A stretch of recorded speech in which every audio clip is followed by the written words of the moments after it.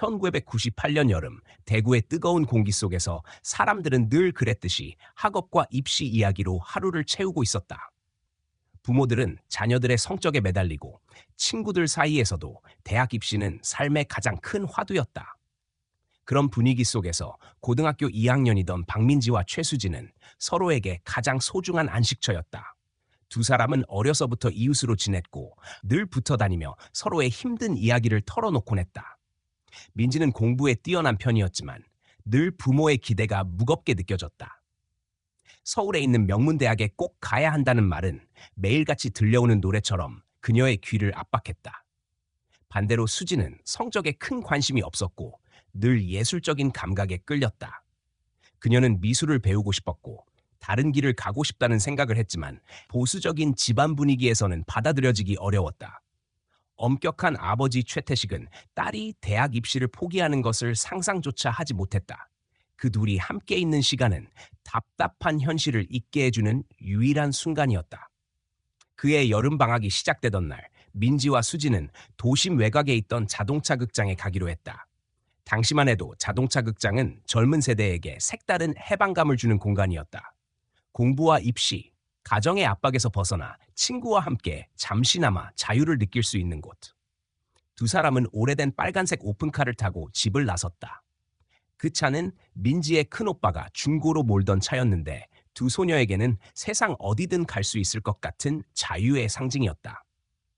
극장에서 상영되는 영화는 할리우드 블록버스터였다. 공룡이 등장하는 장면이 화제가 되어 친구들 사이에서도 큰 이야기거리였다. 하지만 그날 두 사람에게 중요한 것은 영화의 내용이 아니었다. 그저 서로와 함께 있다는 사실, 집과 학교에서 벗어나 마음껏 웃을 수 있는 그 시간 자체가 의미였다. 주변에선 이 두 소녀가 늘 붙어 다니는 것을 당연하게 여겼고 부모들도 크게 문제 삼지 않았다. 단지 늦게 들어오지 말라는 잔소리 정도가 전부였다.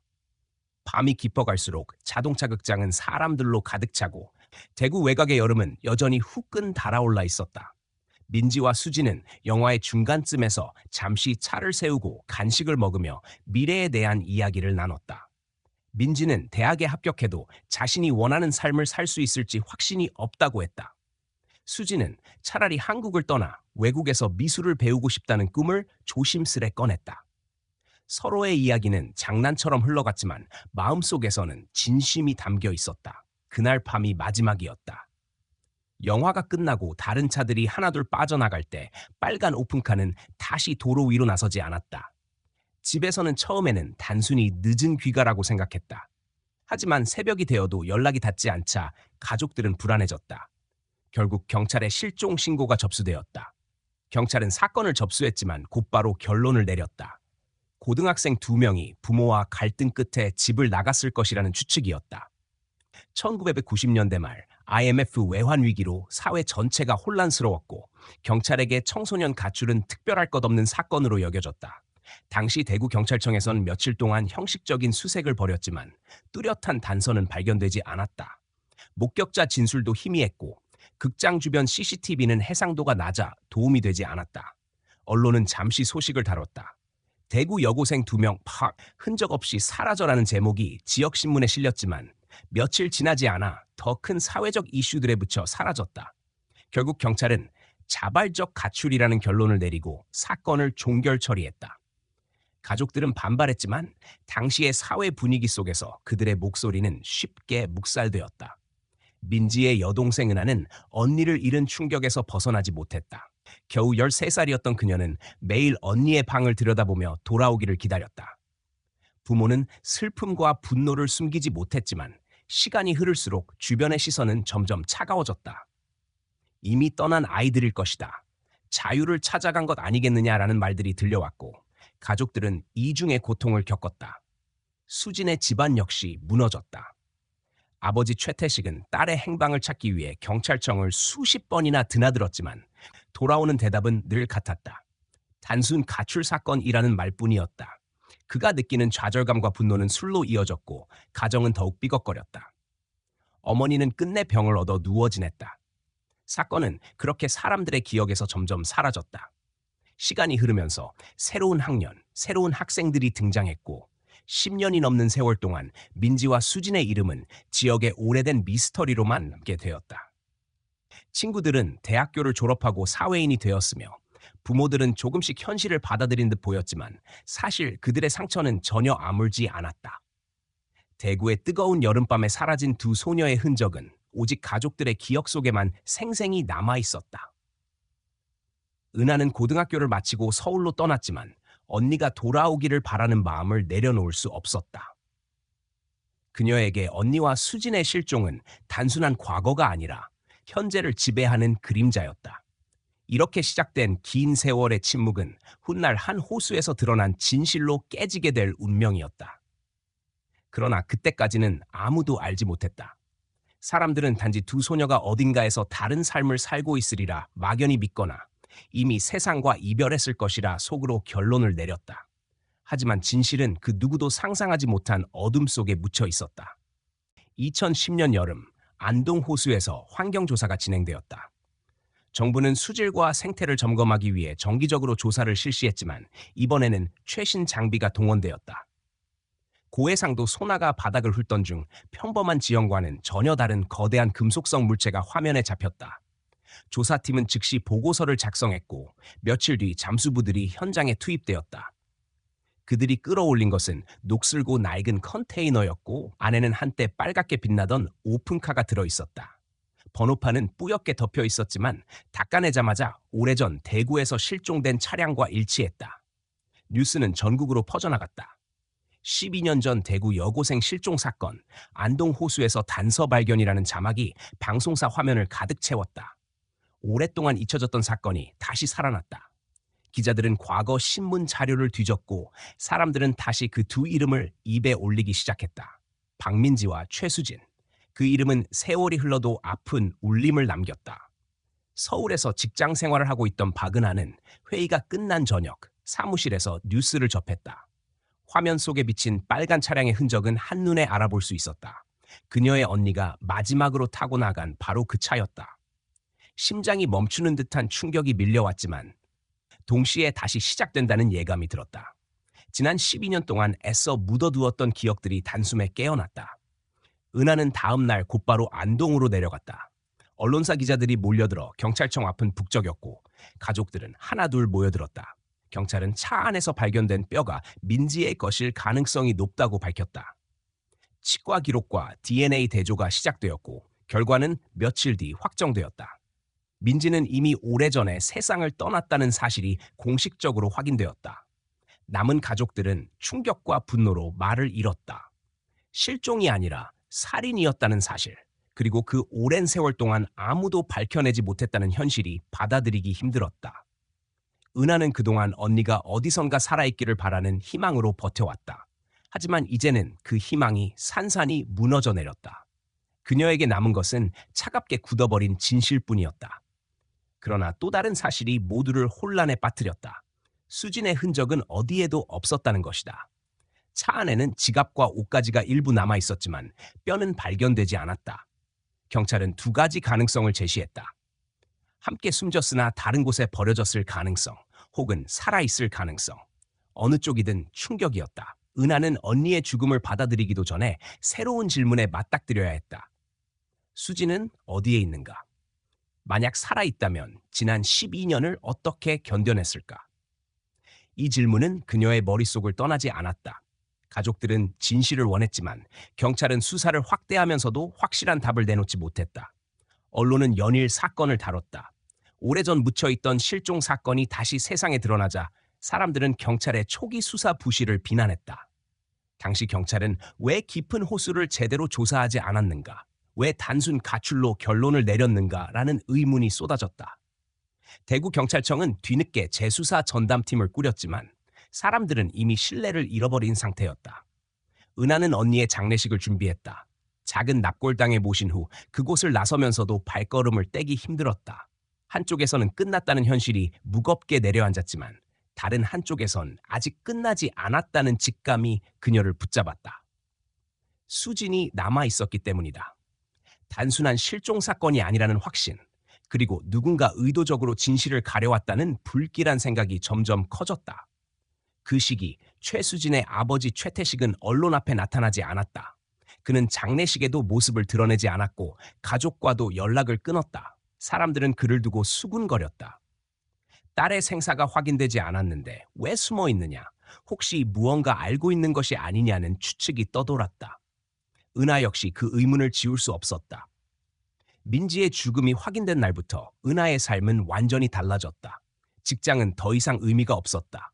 그녀는 매일같이 기사와 기록을 뒤졌고 경찰이 내놓는 보도자료를 한 줄도 놓치지 않았다. 언니의 이름을 세상에서 지우지 않기 위해, 그리고 수진의 행방을 찾기 위해 그녀는 멈추지 않기로 했다. 안동 호수에서 끌어올려진 컨테이너는 단순한 물체가 아니었다. 그것은 억눌린 세월과 묻혀있던 비밀을 상징했다. 사람들은 이제 알았다. 이 사건은 단순한 가출이 아니었다는 것을. 누군가 의도적으로 감추고 은폐하고 침묵을 강요했던 흔적이 드러나고 있었다. 은하는 언니를 잃은 슬픔 속에서도 이상하게도 새로운 힘이 생겨남을 느꼈다. 12년 동안 멈춰있던 시간이 다시 움직이기 시작했기 때문이다. 언니의 목소리는 더 이상 들을 수 없지만 그녀의 이름을 지키고 진실을 밝히는 일은 남겨진 사람의 몫이었다. 수진이 어디에 있든 살아있든 아니든 반드시 밝혀내야 한다는 결심이 굳어졌다.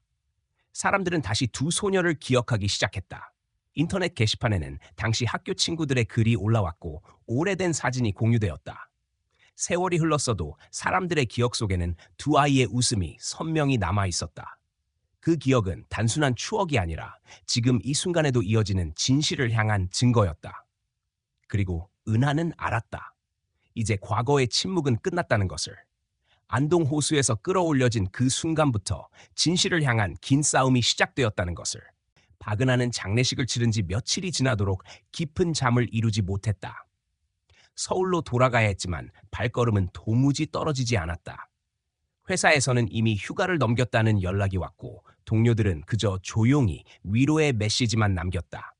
그녀는 그 모든 것을 뒤로 한 채 대구에 머무르며 사건과 마주하기로 했다. 언니의 죽음을 받아들이는 것은 끝이 아니라 시작이었다. 장례식 당일, 경찰은 공식적으로 결과를 발표했다. 차량 안에서 발견된 유골은 치과 기록과 DNA 감식을 통해 박민지로 확인되었다는 것이다.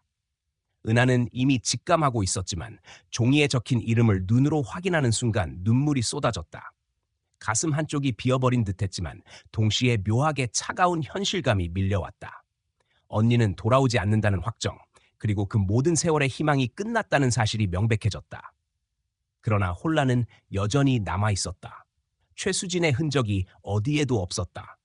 차량 안에는 분명히 두 사람이 함께 들어갔을 만한 공간이 있었는데 뼈는 단 한 사람의 것뿐이었다.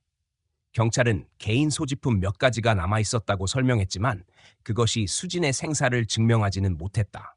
언론은 곧바로 실종 소녀 중 한 명은 여전히 미스터리라는 자극적인 제목을 달았고 사람들은 다시 추측을 쏟아냈다. 살아있을 수도 있다는 희망과 이미 다른 곳에서 사라졌을지도 모른다는 불안이 교차했다. 은하는 매일같이 경찰청을 드나들었다. 담당 수사관은 새로운 단서를 찾는다고 했지만 명확한 답은 주지 않았다. 수진의 가족은 언론을 피해 숨어 지냈고 특히 아버지 최태식의 침묵은 의심을 불러일으켰다. 그는 딸의 생사를 확인해야 할 순간에도 모습을 드러내지 않았다. 은하는 그의 부재가 단순한 슬픔 때문이 아니라 무언가 더 깊은 이유가 있는 것처럼 느껴졌다. 사람들의 시선은 점점 가족에게 향했다. 주변 이웃들은 조심스럽게 이야기를 나눴고 오래전 사건에 대한 기억이 다시 불려나왔다. 어떤 이는 두 소녀가 단순히 도망친 게 아니었다는 말을 꺼냈고 또 다른 이는 당시 경찰이 수사를 제대로 하지 않았다는 불만을 드러냈다. 은하는 이런 이야기들을 들을 때마다 마음이 무너졌지만 동시에 포기하지 말아야겠다는 결심이 굳어졌다. 언니의 유골이 확인된 순간부터 그녀의 삶은 다른 방향으로 흘러갔다. 직장은 더 이상 의미가 없었다. 책상에 앉아 엑셀 파일을 채우는 일보다 언니의 이름을 지켜내는 일이 훨씬 중요했다. 그녀는 사표를 제출했고 부모에게도 알리지 않은 채 조용히 수사 자료를 모으기 시작했다. 온라인 커뮤니티와 기사 아카이브를 뒤지며 1998년 당시의 기록을 하나하나 찾아냈다. 작은 단서라도 놓치지 않으려 했다. 언니의 방에서 가져온 다이어리에는 민지와 수진이 즐겨 쓴 낙서와 계획이 남아 있었다. 시험 일정, 미술 학원 이야기, 함께 가고 싶었던 여행지. 그 속에는 단순한 학생들의 일상이 담겨 있었지만 은하에게는 하나의 증거처럼 느껴졌다. 언니와 수진은 결코 도망칠 이유가 없었다. 누군가가 그들을 빼앗아갔다고 믿을 수밖에 없었다. 민지의 죽음을 받아들인다는 것은 곧 새로운 싸움을 시작하는 것이었다. 은하는 경찰의 무관심에 분노했고 언론의 선정적인 보도에도 마음이 아팠다. 하지만 무엇보다도 그녀를 움직인 것은 수진의 행방이었다. 아직 어딘가에서 살아있을지도 모른다는 가능성은 그녀에게 견딜 수 없는 긴장을 주었다. 혹시 여전히 억압 속에 갇혀 있다면 누군가는 반드시 찾아내야 했다. 주변 사람들은 은하에게 이제 그만 놓으라고 말했다. 이미 확인된 사실만으로도 충분히 고통스러운데 더 파헤친다고 달라질 것은 없다고 했다. 하지만 그녀는 멈출 수 없었다. 언니의 이름이 단순히 가출 소녀라는 기록으로 남는 것을 용납할 수 없었다. 그리고 수진의 이름이 영영 사라지는 것을 두고 볼 수 없었다. 밤마다 잠이 오지 않았다. 언니의 마지막 순간을 상상하면 가슴이 미어졌다. 차가운 물속에서 오랜 세월 묻혀있던 차량의 모습을 떠올리면 숨이 막혔다. 하지만 그 공포와 절망이 곧 힘으로 변했다. 진실을 밝히는 것만이 언니에게 할 수 있는 유일한 일이었다. 경찰은 새로운 수사팀을 꾸렸다고 했지만 은하는 그들에게 전적으로 의지하지 않았다. 이미 한 번 무너진 신뢰는 쉽게 회복되지 않았다. 그녀는 직접 사람들을 찾아가기로 했다. 당시 극장에서 일했던 직원, 함께 영화를 봤던 친구, 그날 이후 이상한 낌새를 보였던 이웃들. 누구든 작은 기억을 가진 사람이라면 놓치지 않겠다고 다짐했다. 민지의 장례가 끝난 후 은하는 납골당에 다시 찾아갔다. 작은 위패 앞에 서서 조용히 속삭였다. 언니가 원하던 삶을 살 수 없었던 것이 너무 억울하다고, 그러나 이제는 그녀의 이름이 잊히지 않도록 자신이 끝까지 지켜내겠다고. 그 순간 은하는 알았다. 앞으로의 시간은 단순한 애도가 아니라 싸움이 될 것이라는 것을. 그리고 그 싸움은 이미 시작되고 있었다. 안동 호수에서 끌어올려진 컨테이너는 단순한 증거가 아니었다. 그것은 오랜 세월 감춰진 진실을 드러내는 첫걸음이었다. 은하는 다시 한번 다짐했다. 민지의 죽음을 헛되이 하지 않기 위해, 그리고 수진의 행방을 밝히기 위해 어떤 길이라도 끝까지 걸어가겠다고. 박은하는 시간이 지날수록 경찰 수사에 대한 불신이 커졌다. 재수사팀이 꾸려졌다고는 했지만 그들의 태도는 여전히 소극적이었다. 기자들의 관심이 높아지자 경찰은 브리핑을 열었지만 내놓는 말은 늘 똑같았다. 추가 수사를 진행 중이다. 정밀 감식을 기다리고 있다. 확인된 사실은 없다. 은하는 경찰청 복도에 앉아 그 대답을 수없이 들으며 점점 확신했다. 이 사건은 처음부터 어딘가가 잘못됐고 누군가가 의도적으로 덮어왔다. 그녀는 언니가 사라진 날을 떠올리며 당시 기록을 다시 살폈다. 대구 자동차 극장에서 마지막으로 목격되었다는 것 외에는 뚜렷한 정보가 없었다. 목격자 진술도 거의 남아있지 않았고 당시 담당이었던 한병철 전 서장은 초기에 단순 가출이라 결론을 내리고 수사를 중단했다. 은하는 언니가 살아 돌아오지 못한 이유가 그 무책임과 무관심에 있다고 느꼈다. 재수사팀을 맡은 강준호 형사는 은하의 집요한 질문에 차분히 대응했다. 그는 다른 경찰과 달리 사건의 무게를 진지하게 받아들이는 듯 보였다. 하지만 그는 조심스러웠다. 12년 전 기록이 너무 부실하다라는 말만 반복했다. 은하는 그 말 속에서 다른 뉘앙스를 읽어냈다. 기록이 부실한 게 아니라 누군가가 아예 제대로 만들지 않았다는 의미였다. 은하는 혼자 자료를 모으기 시작했다. 당시 극장에서 일했던 사람들을 찾아 나섰다. 대부분은 이미 대구를 떠났거나 연락이 닿지 않았다. 몇 주 동안 헛걸음을 한 끝에 겨우 당시 상영관 관리인이었던 김헌목 씨를 찾을 수 있었다. 그는 은발의 노인이 되어 여전히 대구에 살고 있었다. 처음 만난 그는 오래된 기억이라며 고개를 저었지만 은하가 차분히 당시 상황을 물어보자 망설이더니 천천히 입을 열었다. 그는 경찰이 당시 자신을 불러 5분 남짓 질문만 하고 돌아갔다고 했다. 아이들이 어디로 갔는지 모르겠다라고 대답했지만 경찰은 더 묻지도 않았다.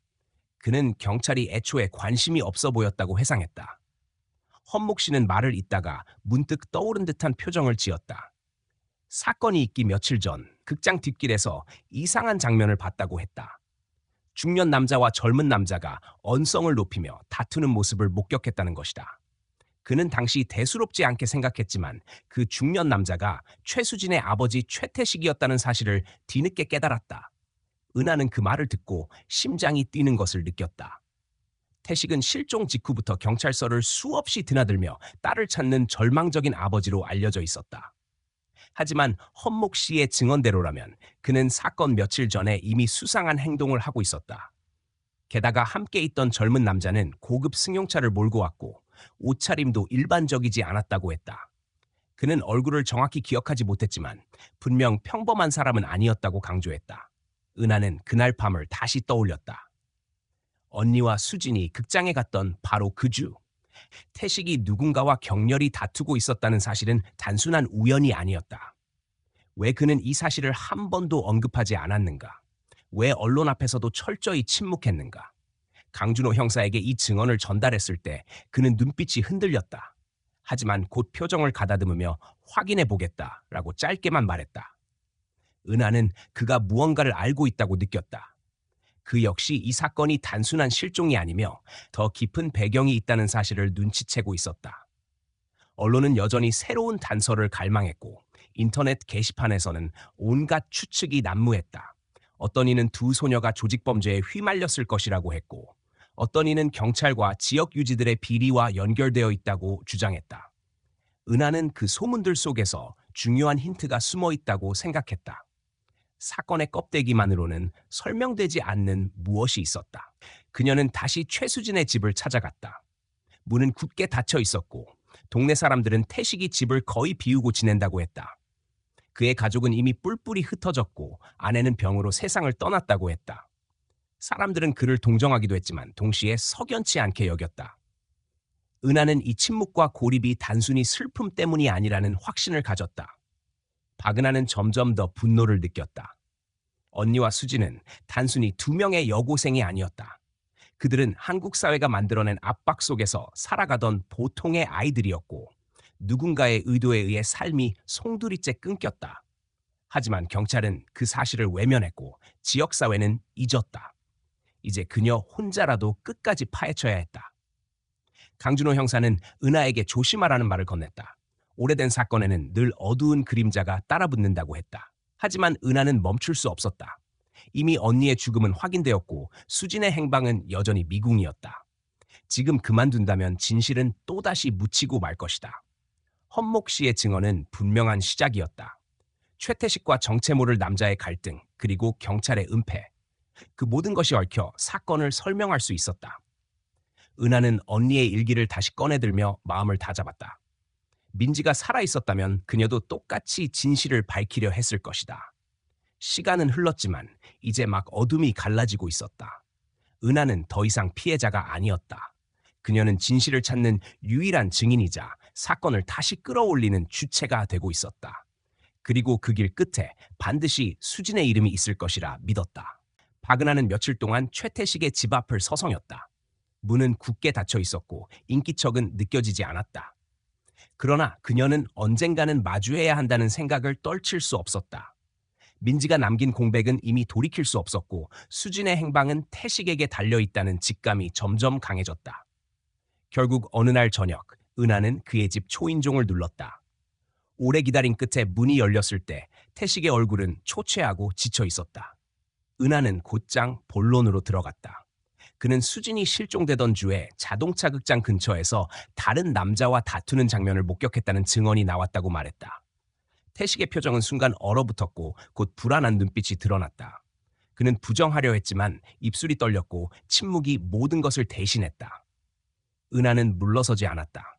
민지가 죽음으로 돌아온 지금 더 이상 침묵할 수 없다고 단호히 말했다. 마침내 태식은 의자를 붙잡은 채 무겁게 입을 열었다. 그는 떨리는 목소리로 12년 동안 숨겨왔던 사실을 고백했다. 그날 자동차 극장 근처에서 만난 남자는 서아 지역에서 활동하던 범죄 조직의 핵심 인물 서아드리안이었다. 그는 고급 외제차를 타고 다녔고 지역 사업가들 사이에서 자주 이름이 오르내리는 인물이었다. 태식은 오랫동안 사업빚에 시달리다 그에게 손을 내밀었고 결국 조직의 자금줄에 휘말렸다. 태식은 처음에는 단순한 차용이라고 생각했다. 하지만 서아드리아는 그를 함정에 빠뜨렸다. 돈을 갚지 못하면 조직의 일을 돕게 만들었고 점점 불법적인 활동에 끌어들였다. 위조 지폐 유통, 비밀 거래, 은밀한 운송까지 태식은 거부하지 못했다. 그는 딸이 눈치채지 못하게 숨기려 했지만 결국 그 어둠은 가정까지 파고들었다. 수진이 사라지던 주, 서아드리아는 태식을 압박했다. 더 이상 빠져나갈 길이 없다는 협박이 이어졌고 그는 절망 속에서 그와 격렬히 다투었다. 그러나 사건이 벌어진 날 밤 예상치 못한 일이 일어났다. 서아드리아는 극장 근처에서 두 소녀를 붙잡았다. 그는 태식에게 경고하기 위해 딸과 친구를 이용했다. 그 순간부터 태식은 조직의 소나기에 완전히 갇혔다. 태식은 오열하며 말했다. 민지는 그 자리에서 저항하다 심하게 맞았고 결국 목숨을 잃었다. 시신은 차에 실려 호수 깊은 곳으로 가라앉았다. 하지만 수지는 달랐다. 서아드리아는 그녀를 인질로 삼아 태식을 통제했다. 12년 동안 그는 딸이 살아있다는 희망을 빌미로 모든 명령에 따라야 했다. 그는 경찰에도 알리지 못했고 언론에도 나서지 못했다. 한마디라도 입을 열면 수지는 죽는다고 위협을 받았다. 박은하는 태식의 말을 들으며 분노와 충격으로 온몸이 흔들렸다. 언니의 죽음은 우발적인 폭력이었지만 수진의 실종은 치밀한 협박이었다. 태식은 무릎을 꿇듯 고개를 떨구며 속삭였다. 내가 입을 열면 딸이 죽는다. 그래서 아무것도 못했다. 그의 눈에서는 두려움과 죄책감이 동시에 흘러나왔다. 그는 최근 마음이 흔들려 익명의 경로를 통해 호수조사 데이터를 흘렸다고 털어놓았다. 언젠가는 진실이 드러나야 하고 수진을 구할 길은 경찰 수사가 다시 시작되는 것뿐이라 생각했기 때문이다. 그러나 동시에 그는 그 행동이 딸의 목숨을 위협할 수도 있다는 사실에 시달리고 있었다. 은하는 자리에서 일어나 태식을 바라봤다. 그녀의 목소리는 낮지만 단호했다. 이제 더 이상 숨길 수 없다고. 민지의 죽음은 이미 밝혀졌고 수진을 살리려면 모든 사실을 드러내야 한다고. 태식은 고개를 흔들었지만 결국 더 이상 저항하지 못했다. 그는 서아드리안의 이름을 명확히 말했다. 그리고 그가 운영하는 위조 지폐 조직, 정치인과 경찰을 끌어들인 거대한 범죄망까지 이야기했다. 은하는 경찰청으로 달려가 강준호 형사를 찾았다. 태식의 고백을 전하자 강준호는 깊은 한숨을 내쉬었다. 그는 이미 사건 뒤에 무언가 거대한 그림자가 있다고 생각했지만 이렇게 구체적인 이름이 나온 것은 처음이었다. 그는 조심스럽게 메모를 하며 말했다. 이건 단순한 실종 사건이 아니다. 조직 범죄와 얽혀 있다면 내부에도 누군가 손을 쓰고 있을 가능성이 크다. 은하는 경찰의 손에만 맡겨둘 수 없다는 불안감을 떨치지 못했다. 이미 12년 전 사건이 무시되고 묻힌 이유는 권력과 돈의 힘이었다. 이번에도 같은 일이 반복될 수 있었다. 그러나 이제는 멈출 수 없었다. 언니가 당한 억울한 죽음과 수진이 살아있을지도 모른다는 희망이 그녀를 앞으로 밀어붙였다. 태식은 며칠 동안 불안에 떨며 술에 의지했다. 그는 이미 자신의 목숨이 위험하다는 사실을 알고 있었다. 서아드리아는 냉혹하고 치밀한 인물이었다. 12년 동안 한 번도 그의 소나기에서 벗어난 적이 없었고 작은 움직임조차 감시당했다. 태식은 언젠가 이 비밀이 폭발할 것을 두려워했지만 동시에 이제는 더 이상 숨길 수 없다는 체념이 그를 지배했다. 은하는 언니의 사진을 가슴에 안으며 다시 다짐했다. 진실을 끝까지 추적해 반드시 수진을 찾아내겠다고. 이제 그녀는 단순한 피해자의 동생이 아니라 진실을 밝혀내기 위한 증인이자 행동하는 사람이 되었다. 태식의 고백은 비극의 실체를 드러냈고 싸움의 방향을 분명하게 했다. 민지의 죽음은 더 이상 단순한 미스터리가 아니었다. 그것은 범죄 조직의 폭력과 부패 그리고 권력의 비호가 만들어낸 비극이었다. 수진의 행방은 여전히 알 수 없지만 이제 실마리는 분명히 주어졌다. 은하는 그 실마리를 끝까지 붙잡을 준비가 되어 있었다. 그리고 그녀는 알았다. 진실을 드러내는 순간 자신 역시 위험에 노출된다는 것을. 그러나 두려움보다 강한 것은 언니의 이름을 지키고 친구의 생명을 되찾아야 한다는 사명감이었다. 강준호 형사는 태식의 고백을 듣고도 곧바로 공식 수사에 착수하지 않았다. 그는 조직의 규모가 크고 내부에 이미 손을 쓴 세력이 있을 것이라 확신했다. 만약 성급히 움직였다가는 태식과 은하, 그리고 아직 생사조차 확인되지 않은 수진이 위험에 빠질 수 있었다. 그는 팀 내부 자료 접근을 최소화하며 은밀하게 움직였다. 그러나 곧 의심은 현실이 되었다. 보고가 올라간 지 하루도 되지 않아 외부의 사건의 세부 내용이 새어나갔다. 누군가 내부에서 정보를 빼돌리고 있었다. 준호는 오랫동안 곁에서 일한 부하들과 주변 인물들을 떠올렸다. 재수사팀에 합류한 인원은 많지 않았지만 그 안에도 약점이 있는 이가 있을 수 있었다. 돈에 휘둘리거나 승진에 집착하는 이들, 혹은 과거 조직과 관계를 맺은 이들이 모두 의심의 대상이었다. 그는 직접 움직이지 않고 일부러 서로 다른 정보를 흘려보내기 시작했다. 세 명의 경찰관에게 각각 다른 장소와 시각에 대한 가짜 정보를 전했다. 그리고 은밀하게 감시했다. 며칠 뒤 새 정보 중 하나가 그대로 조직에 전달되었다. 현장에서 움직인 차량과 사람들의 동선은 은밀하게 찍혔고 준호는 그 증거를 확보했다. 배신자는 젊은 경찰 이면우였다. 그는 경찰대 출신으로 성실하게 보였지만 빚에 시달리고 있었다. 결국 조직에 포섭되어 정보원 역할을 해온 것이었다. 준호는 그를 곧바로 체포하지 않았다. 대신 더 큰 판을 벌이기 위해 미끼로 삼았다. 이면우는 자신이 감시당하고 있다는 사실조차 알지 못했다. 그는 조직에 전화를 걸어 다급하게 보고했고 준호는 그 통화를 실시간으로 청취했다. 그는 현우를 통해 서아드리안에게 거대한 거짓 정보를 흘리기로 했다. 곧 경찰이 인천 외곽의 창고를 급습할 예정이라는 첩보였다. 창고는 실제로 조직이 위조 지폐를 생산하던 핵심 거점이었지만 이번에는 일부러 큰 소동을 일으켜 서아드리안을 움직이게 만드는 것이 목적이었다. 조직은 즉각 반응했다. 은밀하게 창고 주변에 사람들이 모이기 시작했고 서아드리안은 급하게 사람들을 불러 모아 증거를 없애려 했다. 그는 대대적인 경찰 투입을 예상했고 동시에 다른 곳에 있던 인지를 옮겨야 한다고 판단했다. 바로 그 순간이 기회였다. 준호는 박은하와 태식을 불러 작전을 설명했다. 그는 두 사람을 사건 중심에 세우고 싶지 않았지만 이미 이들은 단순한 증인이 아니었다. 태식은 조직의 움직임을 잘 알고 있었고 은하는 그 누구보다 진실을 밝히려는 강한 의지를 가지고 있었다. 세 사람은 비밀리에 움직였다. 작전 당일, 인천 창고 주변은 거대한 경찰 병력이 배치된 것처럼 보였다. 실제로는 절반 이상이 위장 동원이었고 언론까지 동원해 급습이 임박한 듯한 분위기를 조성했다. 이 모든 움직임은 현우를 통해 조직으로 전달되었고 결국 서아드리아는 급히 차량을 타고 창고를 빠져나갔다. 그는 직접 현장의 모습을 드러내지 않고 가장 신뢰하는 부하들에게 증거를 없애라는 지시만 내렸다. 하지만 준호의 의도는 바로 그 빈틈이었다. 서아드리안이 직접 몸을 숨기는 순간 그는 반드시 인지를 안전한 곳으로 옮길 것이었다. 수진이 아직 살아있다면 이 움직임을 통해 흔적이 드러날 수밖에 없었다.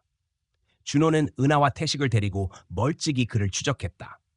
서아드리안의 차량은 인천을 벗어나 북쪽으로 향했다. 도심의 혼잡을 피해 외곽 고속도로를 달리던 그는 곧 강원도 방향으로 차를 몰았다.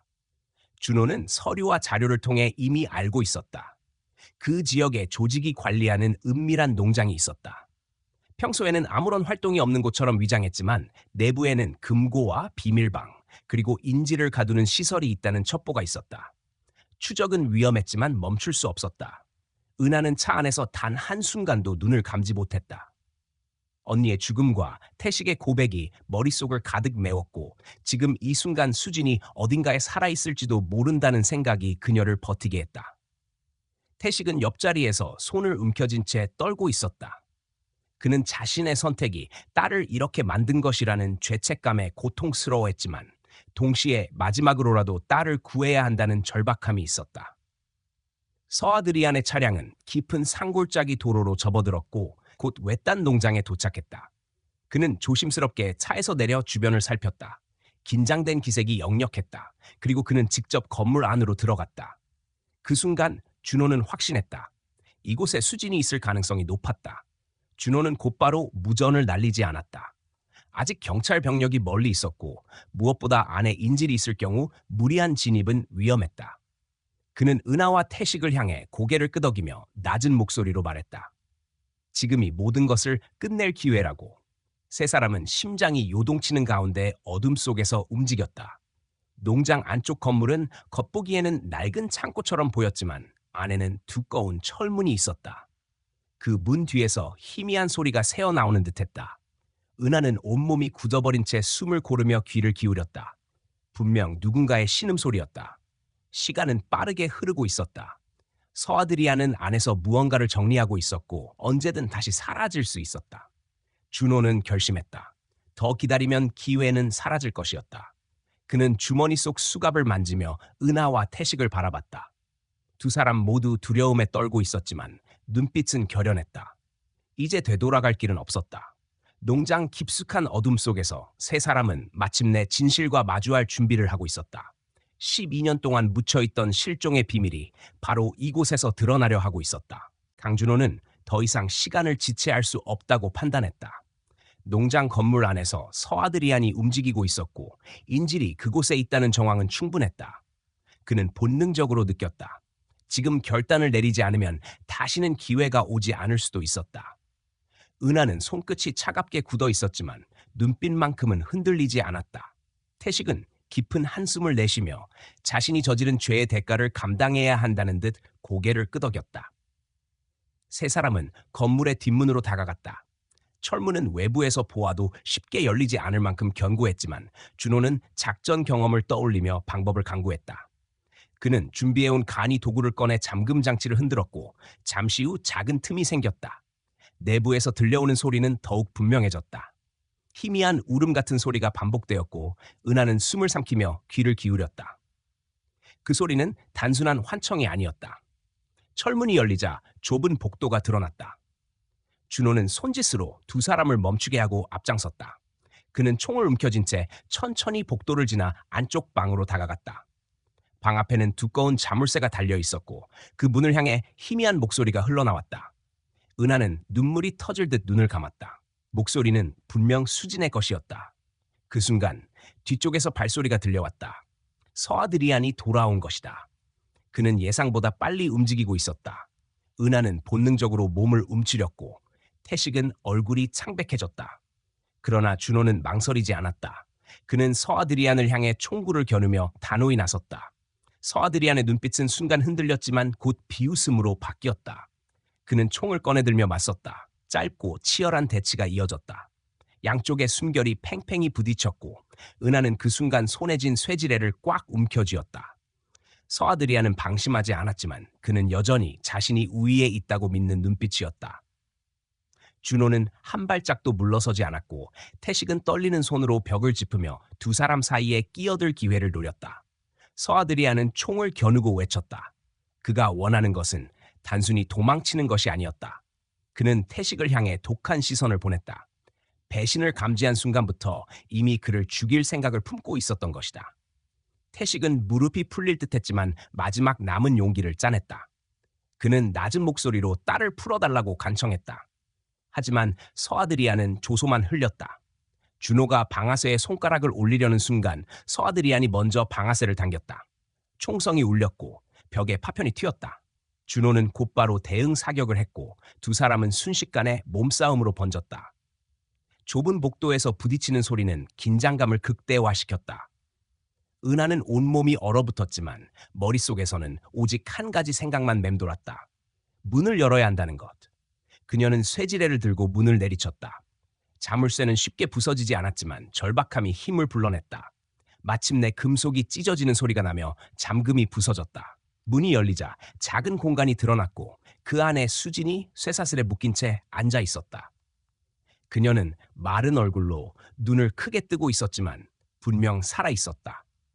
은하는 무너질 듯 무릎을 꿇으며 수진의 이름을 불렀다. 수진은 처음에는 알아보지 못한 듯 고개를 젓다가 은하의 눈빛을 마주하는 순간 입술이 떨렸다. 12년이라는 시간이 두 사람 사이를 가로막고 있었지만 그 벽은 단 한순간에 무너졌다. 눈물이 터져 나오고 수진의 어깨가 흔들렸다. 은하는 쇠사슬을 풀어내며 그녀를 품에 안았다. 밖에서는 여전히 싸움이 이어지고 있었다. 준호는 서아드리안의 힘에 밀리고 있었고 총이 바닥에 떨어졌다. 서아드리안은 분노에 찬 눈으로 준호를 제압하려 했다. 그러나 그 순간 은하가 손에 쥔 쇠지뢰를 힘껏 휘둘렀다. 금속이 부딪히는 소리와 함께 서아드리안의 팔에서 총이 튀어나갔다. 준호는 즉시 몸을 돌려 그를 제압했고 수갑을 채웠다. 모든 것이 끝난 순간 태식은 무릎을 꿇었다. 그는 눈앞의 현실을 감당할 수 없었다. 딸이 살아 돌아왔지만 그 세월 동안의 고통은 자신의 선택에서 비롯된 것이었다. 그는 손으로 얼굴을 가리며 흐느꼈다. 수지는 아직 온전한 말을 하지 못했지만 눈물로 아버지를 바라봤다. 배신과 절망이 뒤섞인 시선이었지만 동시에 살아있다는 사실 자체가 기적이었다. 곧 구조 인력이 도착했다. 경찰과 의료진이 농장으로 들어왔고 현장은 통제되었다. 서아드리안은 끌려가면서도 끝내 웃음을 잃지 않았다. 그는 여전히 무엇인가를 숨기고 있다는 듯한 눈빛을 남겼다. 그러나 그가 어떤 비밀을 품고 있든 이제 최소한 두 소녀의 이야기는 다른 방향으로 나아가고 있었다. 수지는 병원으로 이송되었다. 그녀의 몸은 오랜 세월 동안 겪은 고통으로 지쳐 있었지만 맥박은 분명했고 생명은 살아 있었다. 은하는 그녀의 손을 꼭 잡은 채 눈물을 흘렸다. 그 순간만큼은 세상의 모든 고통이 사라지는 듯했다. 민지를 잃은 아픔은 여전히 깊었지만 수진이 살아 돌아왔다는 사실은 다시 앞으로 나아갈 이유가 되어주었다. 태식은 병원 복도에서 홀로 무너졌다. 그는 자신이 감당해야 할 죄책감을 피하지 않겠다고 다짐했다. 서아드리안에게 휘둘렸다고는 해도 그 시작은 자신의 선택이었음을 누구보다 잘 알았다. 그는 경찰에게 모든 것을 털어놓기로 마음먹었다. 그것이 딸과 민지에게 남은 마지막 사죄였다. 그날 밤 은하는 병실 창가에 앉아 수진의 얼굴을 바라봤다. 여전히 눈을 감고 쉬고 있었지만 숨결은 고르게 이어졌다. 은하는 속으로 언니에게 말했다. 언니, 내가 해냈어. 수진이를 다시 데려왔어. 목소리는 나오지 않았지만 그 다짐은 누구보다도 강렬했다. 12년 동안 이어진 침묵과 절망은 끝나가고 있었다. 이제 남은 것은 진실을 세상에 드러내는 일이었다. 그리고 은하는 알았다. 오늘의 승리가 끝이 아니라는 것을. 더 깊은 부패와 음모가 여전히 숨어있고 싸움은 이제부터 시작이라는 것을. 하지만 그럼에도 불구하고 수진이 다시 살아 돌아왔다는 사실 하나만으로도 희망은 충분히 타올랐다. 재판은 예상보다 빠르게 진행되었다. 서아드리안은 법정에서 끝까지 혐의를 부인했지만 압수된 증거와 태식의 증언 그리고 조직원들의 자백이 이어지면서 결국 모든 혐의가 드러났다. 살인, 납치, 불법 자금 세탁과 위조 지폐 유통까지 그의 범죄는 끝이 없었다. 판사는 종신형을 선고했고 법정안은 잠시 정적에 잠겼다. 은하는 그 장면을 지켜보며 언니의 이름이 이제 더 이상 가출 소녀로 기록되지 않을 것임을 느꼈다. 진실이 뒤늦게라도 밝혀졌다는 사실은 쓰라린 위로였다. 경찰 내부에서는 대대적인 수사가 이어졌다. 이면우는 즉각 구속되었고 과거 수사를 의도적으로 덮은 전직 경찰 간부들도 하나둘 드러났다. 오래전 사건 당시의 서장이었던 한병철은 도박빚과 조직 자금에 얽혀 있었다는 사실이 밝혀지면서 구속되었다. 은하는 수사 과정에서 끊임없이 목소리를 냈다. 그녀는 언니와 수진의 사건이 단순히 개인의 비극으로 끝나지 않도록 제도와 조직의 부패까지 드러내야 한다고 주장했다. 결국 이번 사건은 대구 경찰청의 대대적인 개혁으로 이어졌다. 태식은 별도의 재판을 받았다. 그는 조직의 위협 아래서 협조했지만 동시에 침묵을 택하며 수진을 오랜 세월 감금 상태에 두게 만든 책임을 피할 수 없었다. 판사는 그의 죄를 인정했지만 그가 스스로 진실을 폭로하고 수사에 협조한 점을 감안해 징역형을 단축시켰다.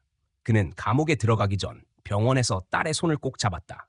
수지는 끝내 눈을 마주치지 않았지만 그 순간 눈물이 떨어지는 것을 은하는 보았다. 그것이 작은 용서였는지 단순한 슬픔이었는지는 알 수 없었다. 그러나 분명한 것은 진실이 드러났고 이제 과거를 마주할 시간이라는 것이었다. 수지는 오랜 감금 생활의 후유증으로 치료가 필요했다. 그녀는 빛과 소음에 과민했고 낯선 사람을 두려워했다. 언어 표현도 서툴러졌지만 서서히 기억을 되찾고 세상과 다시 연결되려 애썼다. 은하는 직장을 그만두고 곁에서 그녀를 지켰다. 언니를 잃은 아픔은 여전히 깊었지만 수진이 있다는 사실은 삶을 버티게 하는 힘이 되었다. 은하는 수진을 위해 상담 치료와 재활 프로그램을 찾아다녔고 시간이 걸리더라도 다시 일상으로 돌아갈 수 있다고 믿었다. 사람들은 사건을 잊지 않았다. 방송국에서는 다큐멘터리를 제작했고 신문은 사설을 통해 다시는 이런 일이 반복되어서는 안 된다고 강조했다. 대구 시민들은 두 소녀의 이름을 기억하며 작은 추모비를 세웠다. 그곳에는 민지의 이름이 새겨졌고 아직 회복 중인 수진도 조용히 찾아와 꽃을 두고 갔다. 그녀의 손길은 떨렸지만 그 순간만큼은 스스로 살아있음을 받아들이는 듯했다. 은하는 봄이 되던 어느 날 수진과 함께 안동 호수를 찾았다. 컨테이너가 끌어올려졌던 물가에는 여전히 사건의 흔적이 남아있었다. 은하는 조용히 물결을 바라보며 언니의 이름을 불렀다. 그녀의 가슴에는 아직도 상처가 남아있었지만 동시에 새로운 다짐이 피어올랐다. 이제는 두려움이나 분노가 아니라 기억과 책임으로 언니를 이어가야 한다는 결심이었다. 수지는 옆에서 작은 목소리로 민지의 이름을 따라 불렀다. 그것은 12년의 침묵을 깨뜨린 가장 소중한 울림이었다.